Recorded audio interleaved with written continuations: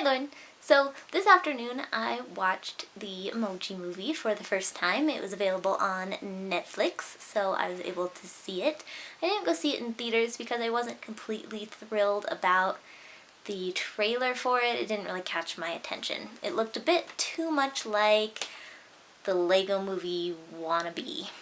So instead of going to see it in theaters, I just waited till it was on Netflix, and it showed up on Netflix yesterday, so I watched it today.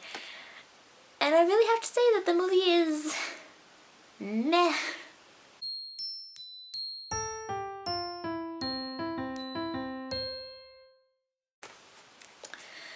Let me just start with the positives. The movie was beautifully animated, the worlds were colorful and bright, and obviously a lot of care went into creating the scenes as, like, just from a visual standpoint, they were gorgeous. The villain was really interestingly portrayed because she was smiling, and I guess it's a bit of a challenge to be able to express all kinds of emotions, like, I guess, like anger or jealousy through a smile. However, I guess the smile is the most versatile of all expressions because you can mean it in very different ways. You could have a sarcastic smile, you can have a sad smile, you can have an angry, evil smile as well. It all depends on the eyes. So it was very interesting, and the villain was very frightening when she was being frightening because of her very, very wide smile. So that was well done, and then the expressions of the characters was okay.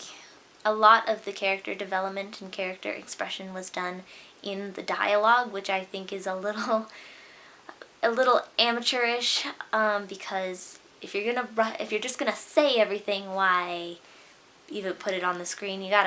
I'd rather be shown character development than told I'm developing as a character. I have a couple questions about the movie. I have big why questions. Why is his name Gene?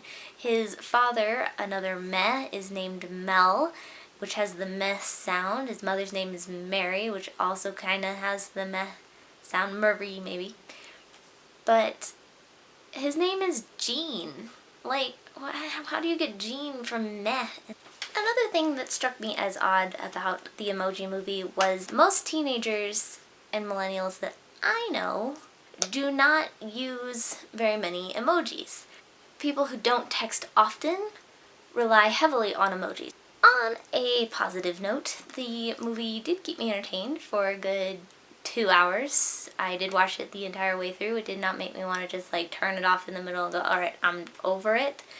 I did find myself a little bit invested into the characters. But of course, after a few near-death experiences, you realize, okay, they're gonna be fine. The movie in its entirety reminded me of 3 different films. The first one is Osmosis Jones, where you follow a character who is a white blood cell in the body of a man as he fights off a disease and an infection. So it was very similar to that, as he was like kind of wandering the inner workings of the phone and the monitoring of the outside world through the phone. It was very similar to that movie's monitoring of the outside world through the eyes of the man that they were inside of. So that movie came to mind. Also Inside Out, with the different emotions being portrayed through emoji, and having to play your role as that emotion. That kind of was sort of like Inside Out, as well as the whole the teenager is struggling with life, and then the other characters are like impacting that life. So it's a little bit of a stretch, but there is definitely a connection there. The other movie that this reminded me of, and I've already mentioned it, was the Lego Movie. The main character is very, very similar, and yeah, Jailbreak and yeah, the main girls looked exactly the same.